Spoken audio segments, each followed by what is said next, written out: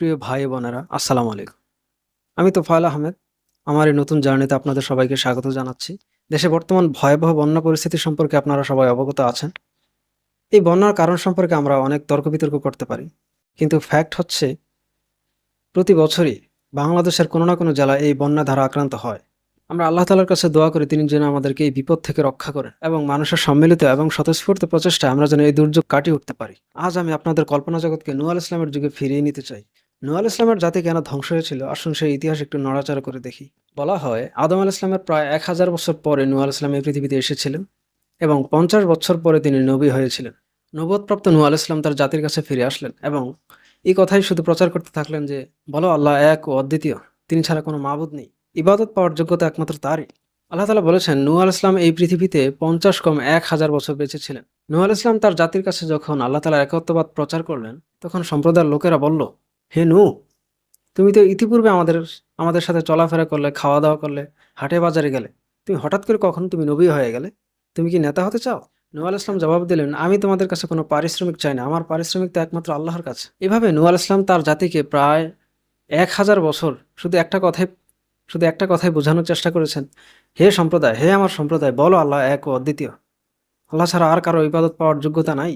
তার সম্প্রদায়ের লোকেরা যখন নূহ আলাইহিস সালামের এই কথা শুনতো তখন তারা কানে আঙুল দিয়ে দিত এবং মুখে, শরীরে কাপড় পেঁচিয়ে রাখত যাতে তারা নূহ আলাইহিস সালামের কথা না শোনে। একবার ভাবুন, একটা ব্যক্তি আপনার কাছে এসে 950 বছর ধরে শুধু এই কথাই বুঝাচ্ছে, বলো আল্লাহ এক ও অদ্বিতীয়, আল্লাহ ছাড়া আর কোনো মাবুদ নেই। আপনার কি ভালো লাগবে? কিন্তু নূহ আলাইহিস সালাম কখনোই তিনি হতাশ হননি। আল্লাহ তাআলা ঘোষণা করছেন যে নূহ আলাইহিস সালামের এই দাওয়াত শুধু অল্প কয়েকজন মানুষই গ্রহণ করেছিল। সে অল্প কয়েকজনের সংখ্যা জানা যায়, সে অল্প কয়েকজন মাত্র 80 জন।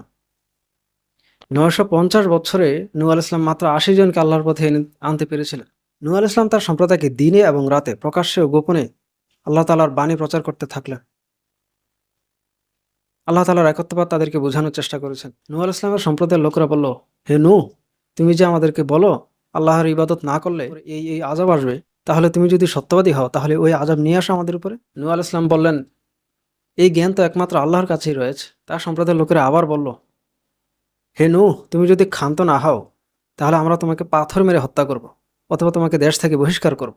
সম্প্রদায়ের নেতারা সাধারণ মানুষদেরকে এই বলে বোঝানোর চেষ্টা করলো যে, হে আমাদের সম্প্রদায়, তোমরা নূহের কথা শুনে তোমাদের উপাস্য দেবদেবীকে কখনোই প্রত্যাখ্যান করবে না। এক পর্যায়ে নূহ আলাইহিস সালাম ধৈর্যহারা হয়ে নিজের অক্ষমতা আল্লাহর কাছে প্রকাশ করলেন। তখন নূহ আলাইহিস সালাম আল্লাহর কাছে বদদোয়া করে বসলেন এবং বললেন, হে আল্লাহ, তারা আমাকে মিথ্যা প্রতিপন্ন করেছে।